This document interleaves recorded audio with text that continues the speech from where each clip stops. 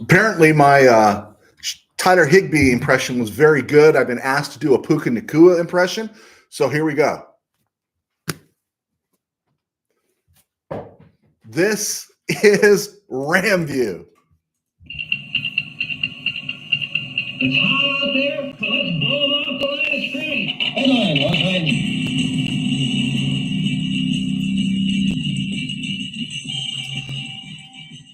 Live from the Ram Cave, I'm Joe Terosian, and this is RamView, the October 25th, 2023 edition, brought to you by Kistler Law Firm. Injured in an auto accident? Need help? Got questions? Call Kistler Law at 661-206-6990. That's Kistler Law at 661-206-6990. And check out KistlerLawFirm.com. That's one word, KistlerLawFirm.com. Kistler Law, they've been fighting for you since 92. And by Temple City Auto Repair. Having some auto issues? Get yourself some John and Henry at TempleCityAutoRepair.com. And of course, by Granite Ridge Christian Camp, a place where your life can change. All right, it is good to be here. Happy to be here. Thank you for the clicks. Thank you for the likes. Thank you for the comments. And I did get some feedback, and someone thought I might be mad about it. My friend Steve Ramirez, who writes at the Tribune, or used to write at the Tribune, classic sports writer, great Ram fan, he called me out on my college football poll, saying it's not a poll, it's a ranking. And technically he's right. And so someone asked me on the side, they said, Joe, does that tick you off? And I said, absolutely not. When you're out front and you're talking, you need people to hold you accountable. I've had in my years at my church, I've had 2 or 3 excellent Bible people, just excellent people that just knew their stuff. They weren't preachers, but they just knew their stuff. And whenever I wrote a sermon or a lesson or something, I knew I had to be able to answer their questions, and they kept me accountable. Knowing there are people like you guys out there, and especially a Steve Ramirez, to say, call me out on my crud, it's good. It's really, really good. So no, there is no problem with Steve Ramirez calling me out. I did clarify, though, it was a poll. I did put out a poll. I asked myself who the top 10 team was, but the top 10 teams were, but we know what I mean by that. And of course, Steve, if you're out there, brother, you stick it to me. It's okay. It's okay. Okay, Brett Maher is unemployed. Overs and unders were Tuesday. We asked on Monday how soon it would happen. I was in a board meeting at about 7:45, and I got this text from Coach K, not that Coach K, another Coach K. It was actually a notification on X, on Twitter, and he told me that Maher was then unemployed. And the Rams yesterday signed Lucas Haversick off the Colts practice squad, I believe it was, the undrafted free agent out of Arizona. Big leg, needs an opportunity. I'm good. Of course, this doesn't solve all the Rams' woes, because all the Rams' woes couldn't be really centered on Brett Maher, right? He didn't cause us to lose the 3-point game necessarily in Cincy. That was some bad management by the coaching staff. He didn't cause us to lose the game against Frisco. It was bad hands and some bad plays by our receivers. The Philly game, there were just some turning point moments there. And that wasn't really on Brett Maher. But he did play a big role in the 4th loss of the season. And that's an occupational hazard for kickers. You're cheap and you're expendable. If Joe Noteboom had been left tackle that night in Cincy and gave up 5 sacks, he might be benched and maybe moved off of at the end of the season, right? But he's a lieutenant. He's like an LT here. He's a left tackle. They don't grow on trees. Kickers do. And there are a whole bunch of trees to choose from, right? And you think of where you score your kickers at, Von Frisco, I don't know. I understand they think they're close to winning a title, peaking too soon, but I would not have spent a pick inside the top 100 for Jake Moody, right? It just wouldn't have, right? And remember this is another thing I wanted to say about the kicking situation. The Rams didn't go from Sam Sloman to Matt Gay. Remember there was a dude named Kai Forbath, who former UCLA guy that filled in weeks 8 and 9, but had an ankle injury that put him on the IR, and that ended his run with the Rams. Then the Rams brought in Matt Gay, and, not drafted in the top 100, but Matt Gay ended up playing so well for the Rams, he got one of the richest contracts ever for a kicker. So, you don't know what's going to happen with your kickers, but you can get rid of them and move on. You don't pay them that much money to where they stick it to you, they hurt you, and so Matt Gay could have a day like Brett Maher had on Sunday. But Gay had a history of always kicking well, so he could have a bad day. Mason Crosby could have had a day like Maher. Mason Crosby's worked out for the Rams. He kicked 16 years for Green Bay. He had days like Maher, but you know what? He also had a history that you can say, hey, this is a blip. Maher, unfortunately, had a history, and it was as recent as the playoffs last year.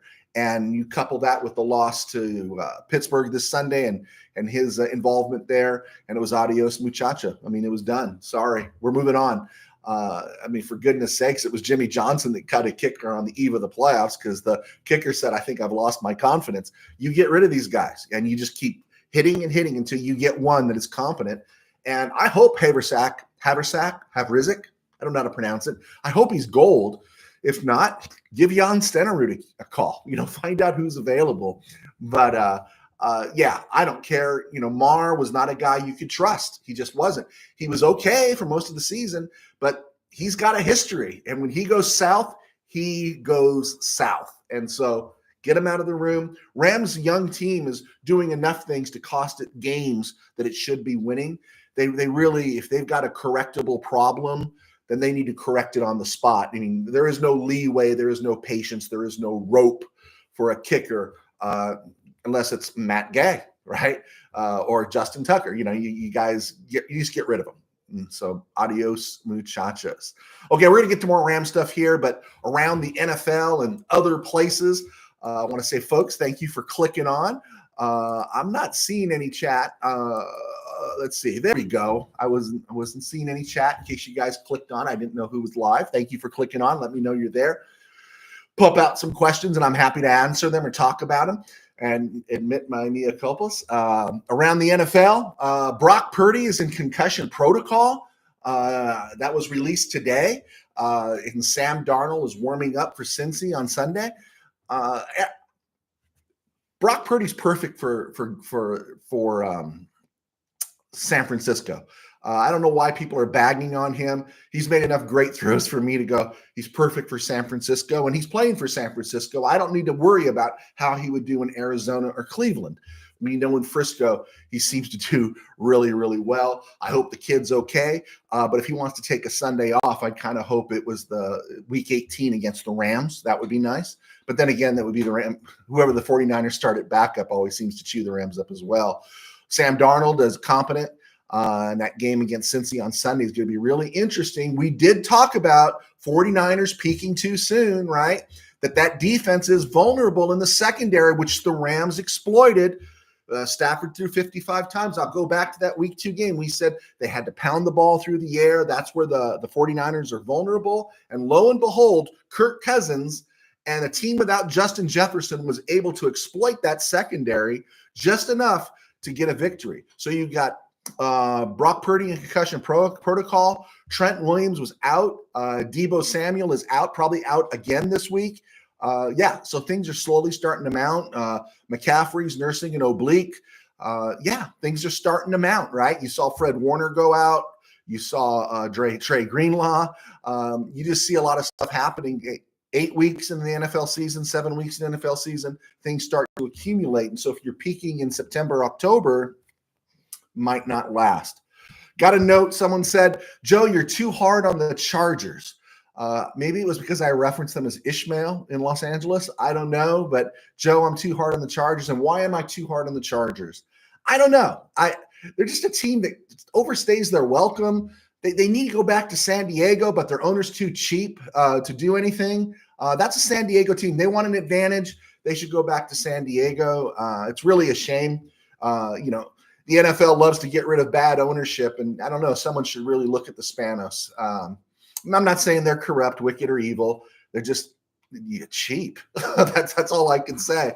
And it's frustrating when you look at this franchise, the quarterbacks they've had, right?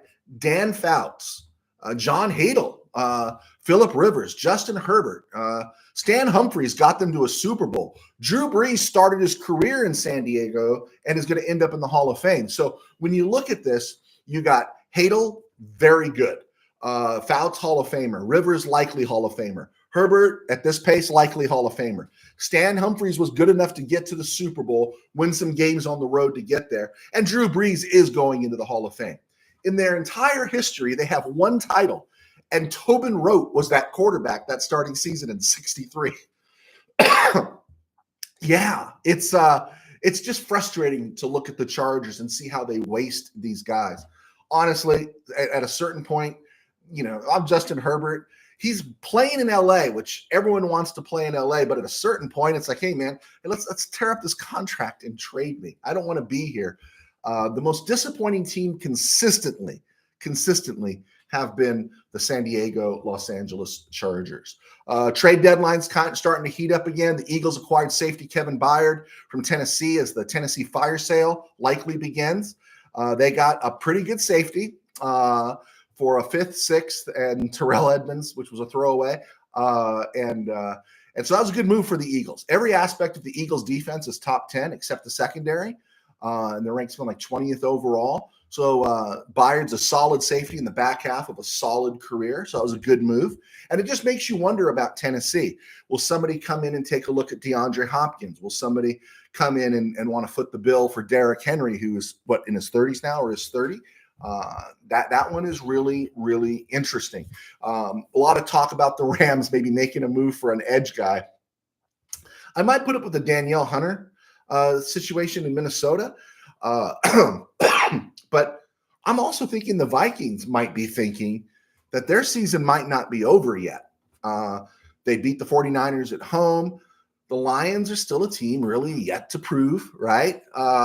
And so they might be thinking they still have a shot, and they might try to hold on to them for the rest of this year and see what's going on. I might not have a problem with the Rams making a deal for Daniel Hunter. I like him, but I don't like Chase Young. I don't like the things they're talking about. If it was Montez Sweat, Jonathan Allen, some of that other talent on the Taxskins, not the Redskins, then I'd be interested. I'm not interested in Derrick Henry. I'm not interested in DeAndre Hopkins, but other teams might be. And so let's be a good thing to keep an eye on that Tennessee Titans squad because they are going nowhere. PJ Walker will be starting over Deshaun Watson, and that is just a weird, awful situation. 230 rocks, fully guaranteed. And here is the interesting thing: is Stefanski, the Cleveland coach, says he pulled Deshaun Watson just for safety purposes, that he's okay. Last week when he got hurt, hit his head, when they checked him out. But they're still going back to PJ Walker, and what a disaster. Only in Cleveland, right? Only in Cleveland. It should have been Vontae Mack no matter what. We told him. Cardinals, tight end Zach Ertz went on the IR. Cardinals starting to unravel. You kind of hope the Cardinals have one more big game in them. They're getting ready to play Baltimore, but I think it's over for them. Frank Clark is looking to sign with the Seattle Seahawks. So the Seahawks are playing for keeps. And the Raiders have third and Renfro on the block. That's not a Ram pickup, but somebody could be looking at getting Hunter Renfro. Denver's Kareem Jackson suspension went from 4 games to 2. It should be none, but I think they're going to settle for that. Tush push is all over the place. I have my own solution to the tush push. I came up with it on Sunday in the Ram Cave. Here's my solution for the tush push. If the Eagles are inside the 1 and they get into that tush push formation, they're going to score, right? So what I'm going to do is I'm just going to jump the count, and I'm going to send my line crashing into the Eagle line before that ball is snapped, so I get the first licks in. So what do? They go from the 1 yard line to the half-yard line, and then you know what I'm going to do when they line up again in the tush push? They're going to score a touchdown. So what I'm going to do is I'm going to jump the count again and punish them and get some licks in on that offensive line and whoever's in my way, but I'm going to go on my count instead of waiting for their count. You know what I'm saying? If it's 4th and 1 in the second quarter and they decide they're going to go for it from the 40, I'm going to jump it because they're going to get it, right? And I'm gonna want to inflict as much punishment as possible. People talking about it being a physical play or a dangerous play. Here's my solution: make it so they don't want it anymore. Make it so they don't want it anymore. Give up those touchdowns early, but impart some physical pain on Travis Kelce and some of those offensive linemen, as well as Jalen Hurts. If they're going to line up like that, let's put some hurt on them and make them pay. Yeah. I know that sounds kind of rude or mean, but hey, it's football. Let's get physical, and let's not, grass gas or whatever. Nothing is for free. And so I would jump the count, and I would at least 2 or 3 times hurt them and punish them for lining up in that position, and see if they've got the courage to keep lining up like that, because those hits will take a toll. And that's my solution for the tush push. I welcome yours.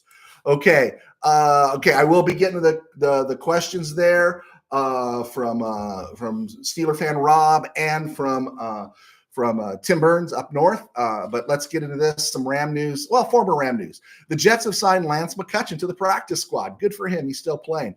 People are salivating for Cam Akers playing in Minnesota. People who hated Cam Akers here are now salivating over Cam Akers in Minnesota. I'm happy for Cam Akers. I'm also happy Cam Akers is gone. Giants have added former Ram linebacker Justin Hollins to the practice squad. The Texans have re-signed Corey Littleton. Remember Corey Littleton? There was that time when Corey Littleton was blocking punts and doing great things for the Rams, and then 2019 came, and then the Rams moved off of him. Panthers activate Austin Corbett, guard from the PUP list. I don't know about you, but I like Kevin Dyson, and I like Steve Avila a little bit better than Austin Corbett. And the Packers have signed Robert Rochelle off the Panthers practice squad. I thought it was really interesting. The week before the Rams went to Seattle in week 1, guess who signed Robert Rochelle to the practice squad? That's right. It was the Seahawks. Rams are in Green Bay in 2 weeks, and now Green Bay assigned Robert Rochelle. They're asking, hey, Bobby, do you know something? Do you remember anything? Ram news, Stafford hurt. I hear this all the time. I haven't seen his name on a report since Indy, and he wasn't on the report today. I'll tell you what I did see on Sunday. I saw him scramble left and throw right on the TD pass to Atwell. I saw him scramble for a first down on the drive that led to Higbee's drop and Maher's unemployment. I saw him make that throw to Nakua, which was a great catch by Nakua, but someone had to put it there for Nakua to make that catch. I also saw him make that sideline throw to Kupp in the first half, where Kupp did a little toe tap, but someone had to get that ball to him where it needed to be, and it was Stafford. Apparently, Kelly Stafford said something on her podcast that everyone is running with about Stafford being banged up and playing in pain. Stafford's an NFL quarterback. Of course he's in pain. Everyone's body hurts 8 weeks into the NFL season. Everyone playing the game feels that way. So what are we getting worked up about? Because we're always seeming like we're looking for a way to get worked up about something regarding Stafford. You want to get worked up about Stafford? Get on his case about that interception that TJ Watt had on Sunday. That was the worst pass he threw as a Ram, especially without being under duress.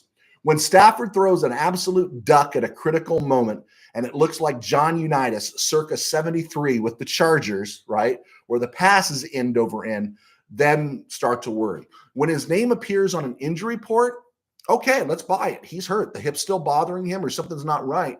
But just because his wife says he's in pain and he's hurt, everybody is in pain right now, right? Everybody is in pain. The Rams lost their 4th game of the season. I got to go back to this because I think it's important. Rams lost their 4th game of the season. They're 3rd by 1 score or less on Sunday. The outlier being Philadelphia, who they lost to by 9 points, 23-14. 4 losses that the Rams have lost by 7 points, 3 points, 9 points, 7 points. Combined, that's 26 points. That's 6 points per average per loss, right? No one is kicking this Rams team's butt yet. And this is why I go back to it, is it's a young team, right? Is it ready to ramp it up? Is it going to stay at that level until the offense catches up? Or because is it a young team so dependent on young players, playing NFL players, playing a a schedule right now it's going to its 8th game. They'll be playing 9 games. By the time you get to 9 games in college football, you're only 2 games away from the season ending, and yet there's a whole back half. And so I think all things being even, the Rams definitely have a shot against Dallas. But one of the things that's kind of just hanging in my head, are we cruising for a bruising, right? We've played tough. They've played tough. And sometimes when you're young, you hit that wall. Could they hit a wall in Dallas? And that's something just to keep in mind that won't necessarily speak that this team is bad, but it's a young team that could hit a wall. Interesting to think about. And that brings me up to about this is, does Kobe Durant look more comfortable on the boundary to you? You know, does Kobe Durant look more comfortable? He's been playing almost exclusively the slot corner. And with Darian Kendrick's issue, he was on the boundary. Quentin Lake played more snaps in the slot corner position. And Quentin Lake makes it interesting. He's played 111 snaps this season, and Quentin Lake's played 65 of them at slot corner. You know, everyone's looking for an excuse to move off Darian Kendrick. I'm not. But if Kobe Durant is more comfortable at boundary, where he's more of a playmaker, it's just they've tried to morph him into this Jalen Ramsey role, which I understand.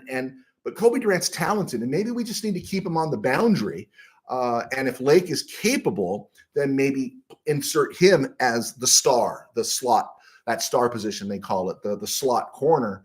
And then, of course, that would move Darian Kendrick permanently to the bench. Raheem should make the move if it's what's best for Durant, because I think we want Durant playing well. We want him in his best position, right? We want him in the best spot possible. Interesting note too about that secondary is that everyone expected it. I know I expected it with Kendrick up in the air going into last Sunday. It wasn't until I went back and looked at the notes that Duke Shelley did not play a single defensive snap last week. Not a single defensive snap. And it really seemed like it was going to be an opportunity for him. Going forward into this Cowboys game, which we're going to talk about more on Friday, I was more afraid of the Steelers receiving core than I am of CeeDee Lamb, Brandon Cooks, and Michael Gallup. That group doesn't scare me, and I think our defensive backs can respectably handle them. And then you just don't have a quarterback that has the talent of that some other quarterbacks have in Dak Prescott. So again, I'm hopeful for the Rams defensively. On the flip side, Dallas has a great pass rush. Which could mess up the Rams. But on the flip side, their offense is vulnerable to the pass rush, which should help the Rams secondary. And again, keeping the Rams in this game. Okay, before we go to break, let's just do it on the other side of the break. I'm Joe Terosian, and this is RamView. I was a sports writer for 21 years. I still am. And I started off at I didn't start off. I was one of the founding members at Mid-Valley Sports. And we started around a kitchen table, and those guys, Tim and Dwayne, they are covering the NFL right now. They cover the Chargers, and I do RamView thanks to our sponsors at Kistler Law and Temple City Auto Repair. I do RamView, and I write books, and you can check out. I've written a couple of football novels. They are on Amazon, as well as a couple of other Christian books. I got 7 total, and RamView and my writing support me in my day job as I pastor a small church in Burbank Faith Nazarene.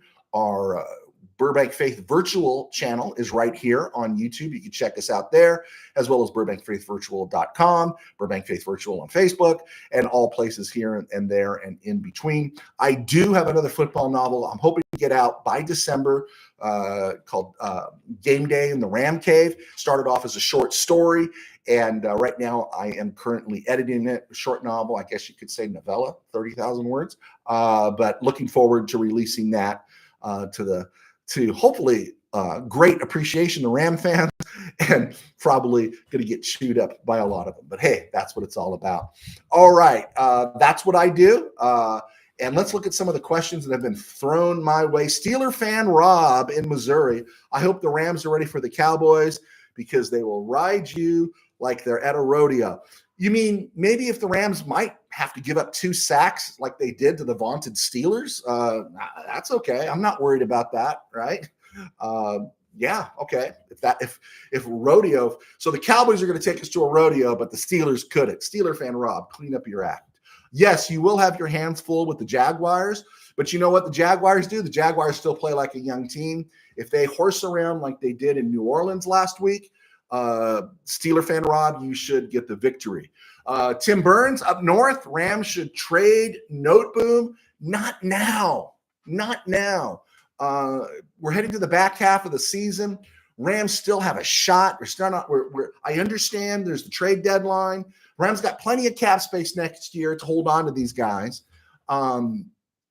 Because I also saw trade Brian Allen as well. The Rams are going to need these guys. Someone's going to go down, and we're going to need these guys because we want Stafford to stay upright. Even if this turns out not being a playoff season, the Rams seemingly are committed to Stafford, and we don't want Stafford having a catastrophic injury heading into 2024. So I would encourage hang on to these guys. I understand he's a chip, and if they were to trade someone like Noteboom or Brian Allen, it would be really interesting, great insight to what the Rams are thinking in regards to this season. If it ends up being for an edge player or something along those lines, something to think about, right? But right now, I counsel hold on to Noteboom. It rained, and I went 5 for 8 on you had a bad week. Hey, Tim Burns, I had a bad week with my picks too. I was underwater. I went 6 and 7. So anyone else has any questions, corrections, and everything else out there, I'd love to hear them. Speaking of picks, Tim Burns was just talking about game picks. I was looking back at the Rams draft class, which we talked about from the draft, before the draft, all summer, 14 picks. And in those 14 picks, the Rams have scored 5 starters. And I kind of wanted to break that down again. Steve Avalon, number 36 overall, boom, starter. Byron Young, number 77 overall, boom, starter. Kobe Turner, who is developing right before our eyes, right? Boom, starter, okay? That's 3 booms inside the top 100. That's where you need to score, inside the top 100. 4th round, Stetson Bennett, number 128. No one really knows what's going on with Stetson Bennett. You're wondering, he had that DUI in the offseason. Maybe he's dealing with that issue right now. But right now, he's just a non-factor. Nick Hampton, number 161, 5th round, non-factor. Couple of 1 or 2 snaps, not much, not dressing out. Warren McClendon, 1 snap, I think, or 2. Not a factor yet, kind of up in the air. Davis Allen, taken a 5th round, 175. He's got 20 snaps and 0 targets this season. Bryson Hopkins has 49 snaps, 4 targets, and 3 catches. Either way, Davis Allen will be the backup tight end next year. Rams are not going to re-sign Bryson Hopkins. I can't see it unless it's nobody signs him and he comes back for a cutthroat deal. So Davis Allen's been doing a lot of blocking. They've been working him in that way. And of course, Tyler Higbee has a 3-year extension. So, I think Davis Allen, I'm not ready to say that was a huge hit yet, but he is getting snaps, and they seem to be progressing more. 5th round, number 177 was Puka Nacua. That's a boom, right? So those are 4 starters right there in the top 200. Travius Hodges Tomlinson was taken 6th round, 182 overall. Looked great in the preseason. He's only played 12 snaps this year. He got the holding call against Indy that the network did such a terrible job. No one ever saw it, but he got the holding call. He's only played 12 snaps, and 8 of those were against Arizona in the blowout at the end. And so he's really been a non-factor. And I think a lot of us are surprised right now that he hasn't got more playing time. Oshawon Mathis came back 3 weeks ago. He got 10 snaps against, Philly, and then 17 snaps against the Cardinals, and then none against Pittsburgh, which was really surprising. So him and Tomlinson are still kind of up in the air right now, but I know the team seems to like Mathis, but we'll see what happens. Zach Evans, not yet. Can't block. He ain't playing, right?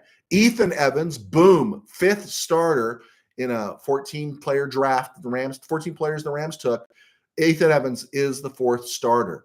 Jason Taylor has not seen the field this year, the safety. Interesting enough, Mr. Irrelevant, number 259 overall, DeJuan Johnson had a little bit of a thumb issue. He's played 21 snaps. He has not been overwhelmed for being Mr. Irrelevant. And it's interesting to see. He's actually had some playing time spread out through the course of this season. And so I'm anxious. I think that was a pretty good draft pick for 259. But five starters, that bodes really, really well. The injury report today listed Larrell Murchison, Ernest Jones, still tender knee. Byron Young, Russ Yeast took a serious hit. Well, took a good hit on Sunday. And Skoranek, the perpetually sore Achilles Achilles tendon. So we'll see. Joe Noteboom, as we talked about with our good friend Tim Burns up north, is expected to be ready to go on Sunday. And again, I view it as a great depth piece. But, maybe the Rams see him as a chip. Getting to the other issues here, let's look around here real quick. Okay, my college football top 10 ranking based on what I've seen, okay? Number 10, I've moved Utah to number 10. They're 6-1. They play a 6-1 Oregon team this week.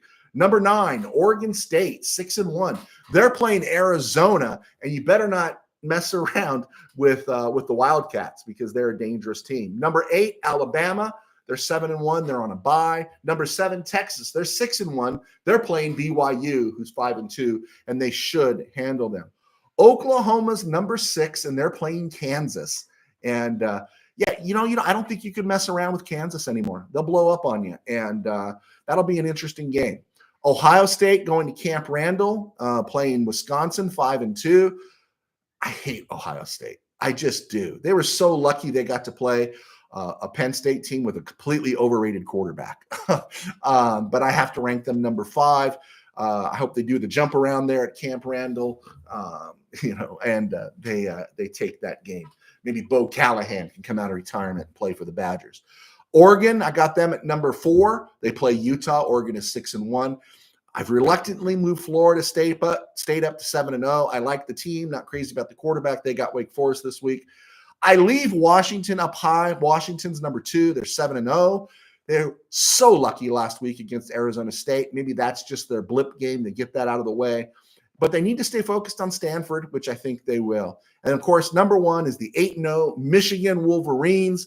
They are playing the NCAA this week, as everyone's looking for a reason to take the Wolverines down. Can I just say this about Michigan? I find it really funny is that everyone's come out and says everyone does the sign stealing business. Everyone's doing this, right? So if everyone is admitting they're doing it, why are they targeting Michigan? You know why? Because it seems like Michigan is the new UNLV. And like we said, that the NCAA might be so mad at Deion Sanders, they're trying to put Michigan on probation for some reason. And so that's why I'm a Michigan fan. They're 8-0. I asked for 40 last week. They gave me 49 on Michigan State. So we're in a really good relationship right now with Jim Harbaugh, and I hope they roll. I really do. I hope they continue to roll. But they're on bye this week, obviously being hassled. Again, very arbitrary, the NCAA, just a corrupt organization. I left out USC. They're 6-2. They play Cal. Dumped North Carolina. They're 6-1. They play Georgia Tech. Ole Miss, 5-1, plays Vanderbilt. Notre Dame plays Pitt, and Notre Dame is 6-2. Penn State, I had to leave them in there since I saw them. This is my entire ranking based on who I've seen. Penn State, 6-1, plays Indiana. They should win. That's the kind of opponent they beat. I was kind of falling for Duke. I love seeing Duke being competitive. It's about Riley Leonard staying healthy, and they get Louisville. Louisville, I think, is number 18 in the country, and they're 6-1. So wanted to throw that out there. Rams, Cowboys, week 8, October 29th, 2023 in Texas. All time, Cowboys lead the series 15-13. Rams lead actually in playoff matchups 5-4. The Cowboys have not beaten the Rams in the playoffs since 1980, and Rams have won in 83, 85, 2017, and that includes those victories, and that victory in 83 they won in Dallas, 79 they won in Dallas, 76 they won in Dallas. I hate the Cowboys almost as much as I hate Ohio State. I'll root for the Cowboys when they play the Russians. They're coming off a bye, the Cowboys. They're about 500 historically when they come off a bye. Again, their secondary is okay, not spectacular. They lost Trayvon Diggs. Stephon Gilmore is playing well, but it's their pass rush, right? It's their pass rush that makes the difference.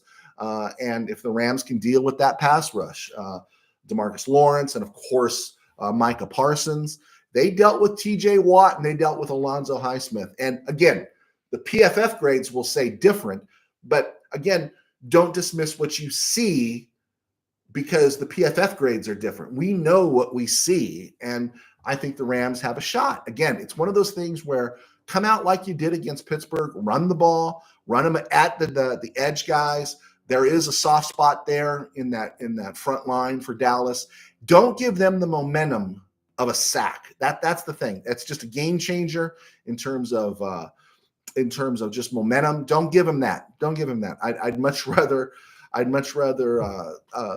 see them score a touchdown on their own than let that defense get all ginned up. So run at those guys, be physical. I'm not going to give my prediction today. Rams have a shot.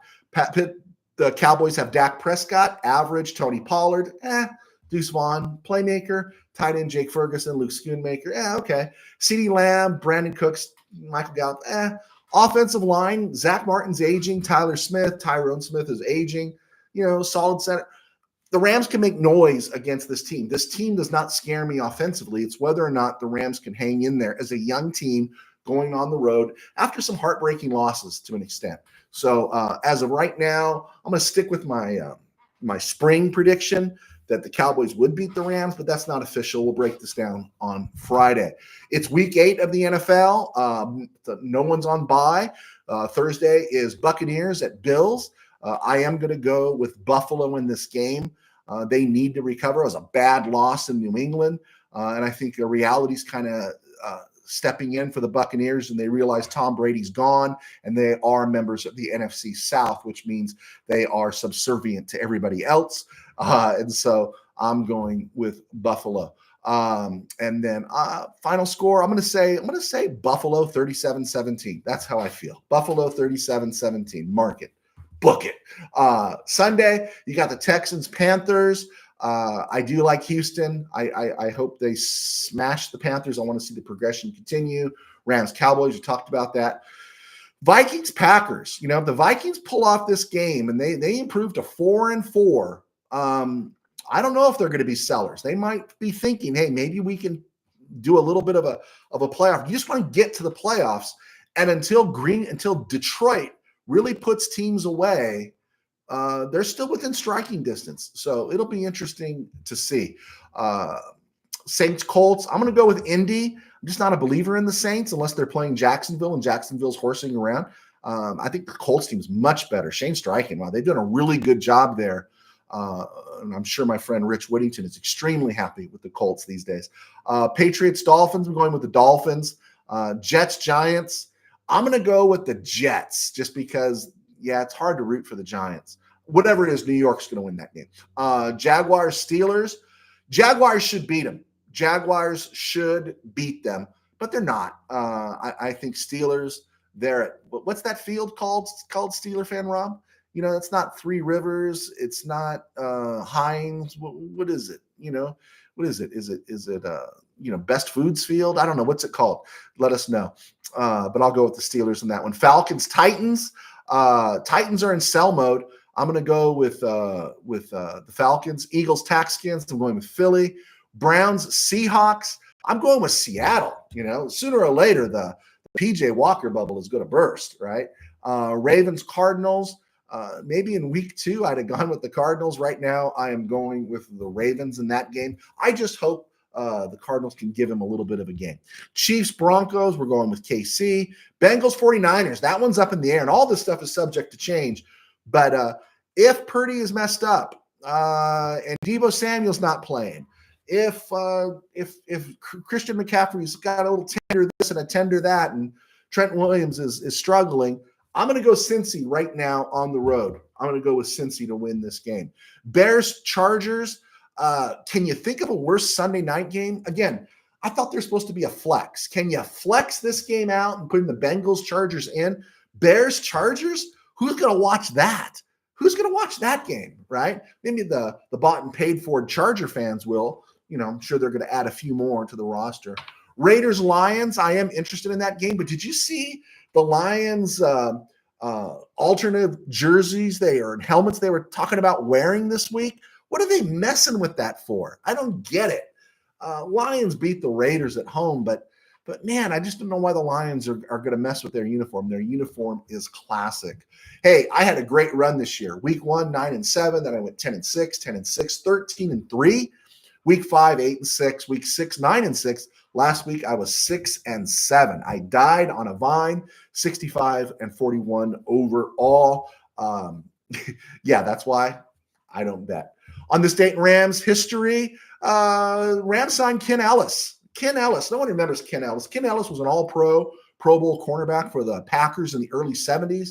He was bouncing around last month or so of the season in 79 with everybody injured. Ken Ellis signed with the Rams, had a couple of appearances in the playoff games, did not play in the Super Bowl, even though he was dressed for Super Bowl 14. But I always loved Ken Ellis as a player, had his card. Ken Ellis was a good player. It just kind of ended kind of quick for him as a cornerback. I think he is in the Packers Hall of Fame. On this date, last year, the Rams waived Jeremiah Colon. He had played his last game October 16th against Carolina, but he did not return to Home Depot or to his job as law enforcement. The Rams, no one was claiming him on waivers. The next day, on October 26th, he was actually released, and on October 27th, Rams signed him to the practice squad for the rest of the year. Whatever it is, Jeremiah Colon lived the dream. He played in the NFL. On this date in 2018, Lyndon Crow, former Ram strong safety, he died at the age of 88. Lyndon Crow played at USC. He was the 14th overall pick, second round in 1955 by the Cardinals. Played in 3 Pro Bowls, led the NFL in picks in 56 with 11, had 38 in his career. He even picked off a pass in that famous 1958 Giants-Colts game. So he's a part of history, man.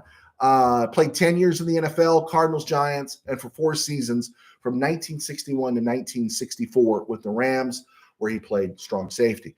Crow is interesting is that he was traded from the Cardinals to the Giants along with a dude named Pat Summerall. Remember Pat Summerall? Yeah, that Pat Summerall to the Giants for Dick Nolan, the future 49ers head coach, and his son Mike Nolan was also a head coach, and a dude named Bobby Joe Conrad.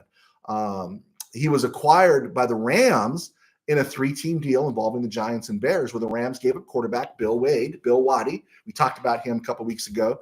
And Waddy, of course, went to the Bears and led them to the championship. They were one of the few teams that won a championship in the 60s that weren't the Packers. Wanted to get that out there.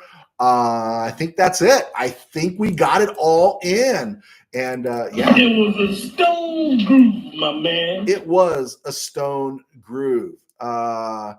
Watt was triple teamed all day. Steeler fan Rob trying to give an excuse for Watt. Watt was triple teamed all day. Well, welcome to Aaron Donald's world, pal. Triple teamed all day. You get triple teamed all day when you're good. Welcome to Aaron Donald's world. And you pronounce that for me. A seizure field? Asher field? Is it Asher field? Anyway. Anyway, great to be here today. Thank you so much for clicking on. Let's just be positive about the Rams going into Dallas. I'm not sure yet. I'm really not sure about how this team's going to perform. I hope they're stay on track with where they are because the worm will turn. You stay close. You learn how to win these games because they got a good organization. They got a good head coach. But what I'm fearful of is a young team hitting a wall because the games have been so close and they've been heartbreak. And after a while, mentally, you start breaking down. So hopefully we'll see. We'll give that prediction on Friday for Rams Cowboys. Okay. Thank you so much for clicking on. Thank you for all the encouragement. Send questions, send answers, send corrections. God bless. Take care. We will see you soon.